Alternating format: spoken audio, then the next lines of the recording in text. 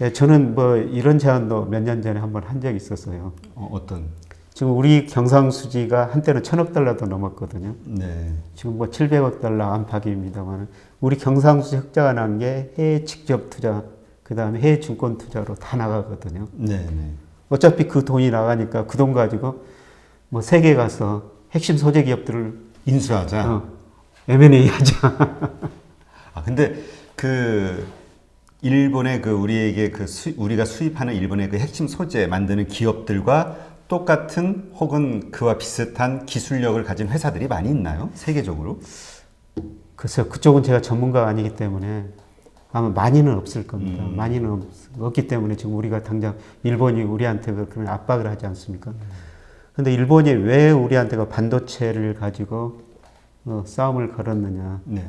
근데 장기적으로 보면은 가장 중요한 생산 요소가 원유하고 반도체거든요. 근데 장기 추세를 보니까 원유보다는 반도체가 생산 요소로서 수요가 훨씬 더 큽니다.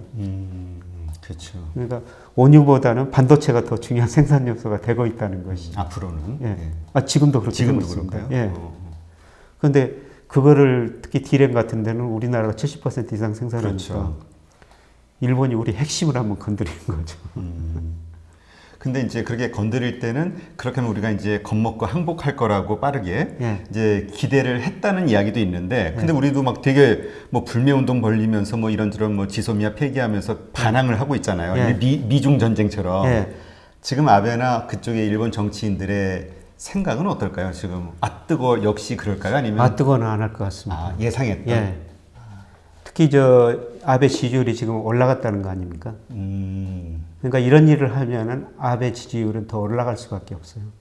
근데 저는 정치인들이 참 문제라고 생각하는데 그쵸. 우리 저 대통령 지지율도 올라갔다가 지금 뭐 떨어졌죠. 고무장관 뭐 그 문제로 떨어졌습니다만 이런 사건이 벌어지면 정치가 지지율은 올라갈 수밖에 없습니다. 그런데 정치가들이 저는 늘 문제라고 생각하는데요. 예, 정치를 하는 사람들을 뭐 국내에 다 들어보면 돈이 있어야 된다는 겁니다. 돈이 있다는 거는 돈이 있어야지 정치를 할 수가 있다는 거죠. 그렇죠. 예. 예. 근데 그 돈을 모아야 되는데 이렇게 합리적인 중립적인 이야기를 하면은 지지자들이 돈을 재미없어요. 예. 재미없어요. 그래서 극우나 극자 이런 주장을 해야지 돈이 들어온다는 겁니다. 맞아요. 예. 아니 누가 그러더라고요. 유튜브에서도요. 예. 정치적 색깔을 극으로 잡든지 예. 극좌로 좌쪽으로 잡든지 그렇게 하나 틀을 잡고 해야 이게 확 크지. 그러지 않으면 힘들다고 예, 중립하는. 저 같은 이런 이야기 하면요. 별로 인기 못 끌 겁니다. 저도 그래요. 근데 보다 중요한 문제는 네. 저 얼마 전에 맥킨지 보고서가 제목이요. 예, 부모보다 가난한 자식 세대예요. 역사적으로 보면은 자식 세대가 부모 세대보다 더 잘 살았어요. 그렇죠. 근데 맥킨지가 선진국, 미국 등 주요 선진국을 조사해 보니까요. 오히려 자식 세대가 더 가난해지고 있다는 거죠. 10년 전보다. 근데 10년 전보다 이 나라 GDP는 더 커졌는데요. 왜 평균적인 가계소득이 줄어드느냐. 차별하거든요. 상위 10%는 많이 가져가고 나머지는 훨씬 덜 가져가니까 평균 가구의 실질 소득이 줄어들고 있다는 거죠. 예, 그래서 저는 이것 때문에 뭐 필리핀 투테르 때 심지어는 미국 트럼프 같은 사람이 등장했다고 생각하고 있어요. 사람들이 먹고 살기 힘들기 때문에 그러니까 점점 힘들어지니까. 예, 그러니까 그게 포퓰리즘 아닌가요? 포퓰리즘이죠. 뭔가 지금 어쨌든 시원하게 뭔가를 막 예. 얘기해주면 예. 확 쏠리는. 그래서 세계 각지에서 그런 정치인들이 등장하고 있거든요. 다 생각 한번 해보십시오. 맞아요. 영국도 그런 얘기가 네, 있더라고요. 영국 브렉시트. 뭐 프랑스도 아주 젊은 분 대통령. 저 러시아 푸틴 같은 사람들. 맞아요. 근데 이런 상황에서 어쨌든 이제 저희가 그런 일본에 대응을 하고 지금 있지 않습니까? 예. 여러 가지 뭐 지소미아 폐기도 그 하나 일환이고 예. 이러한 한국의 대응책 가운데서 잘하고 있는 것과 못하고 있는 게 있다면 뭐가 있을까요? 뭐 지금까지는 뭐 적절하게 저는 대응하고 있다. 뭐 이런 식으로 생각하고 있는데요. 근데 사실 언제나 이기는 오거든요. 근데 이기가 왔을 때 과연 이기의 본질이 뭔가, 그 현실이 뭔가. 그렇죠. 네, 그거는 좀 판단을 해야 돼요. 네. 근데 분명한 현실은 일본의 핵심 소재를 우리가 수입하고 있다. 그걸 수입해가지고 생산해가지고 중국으로 팔고 있다. 근데 그 핵심 소재를 일본이 수출 안 하겠다. 그거는 현실이거든요. 그렇죠.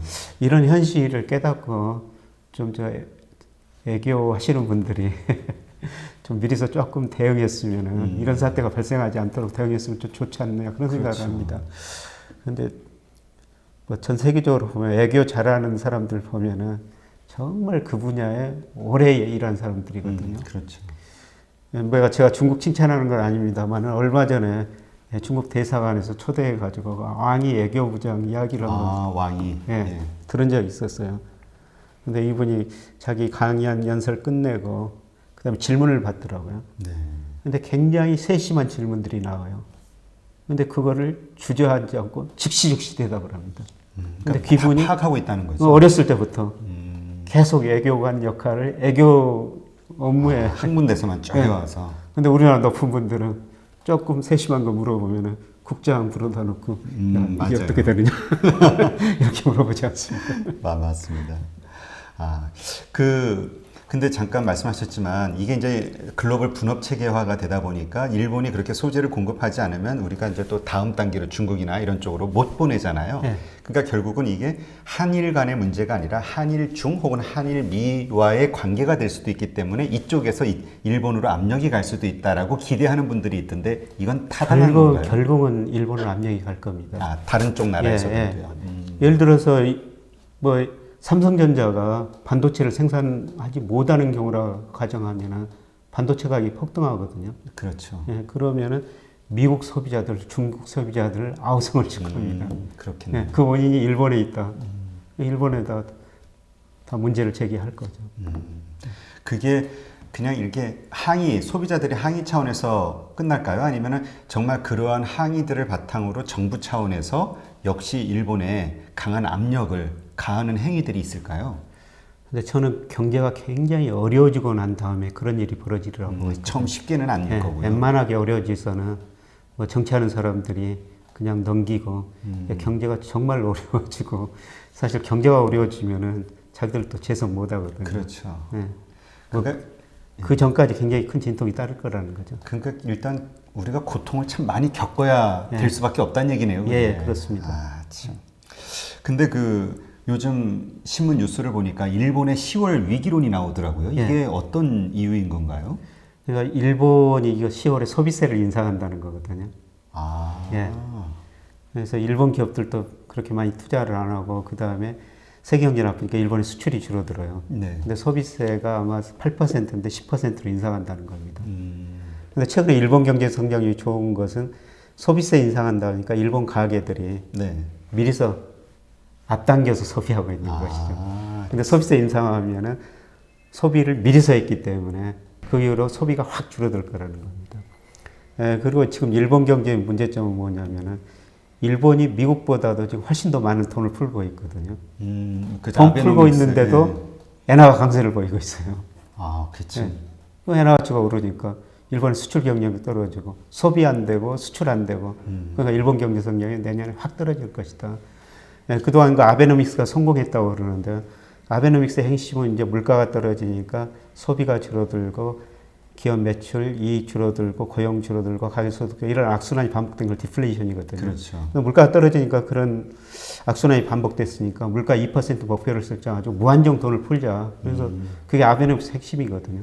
그래서 최근에 물가가 좀 올랐어요. 네. 그래서 아베노믹스가 성공했다고 그러는데 최근 보니까 일본의 GDP 디플레이트가 정체고요. 아마 4분기 소비 안 되고 수출 안 되면은 물가가 또 떨어질 겁니다. 저는 내년 상반기 가서는 또 아베노믹스 실패했다. 이런 진단들이 나오려고 있습니다. 그러면 이러한 데이터, 그러니까 경제가 어려워진다라는 것은 일본 자체가 어려워진다는 것은 한일 간의 문제를 경제적인 문제를 빨리 해결해야 된다는 압박이 될 수도 있는 거 아닌가요? 그 나라 자체에서는? 압박을 해야 된다는 건데요. 근데 정치가들은 그거를 그 사이까지는 자기 지지율이 올라가니까 더 오래 견딜 거라는 거죠. 최악의 순간까지는. 최악의 순간까지는.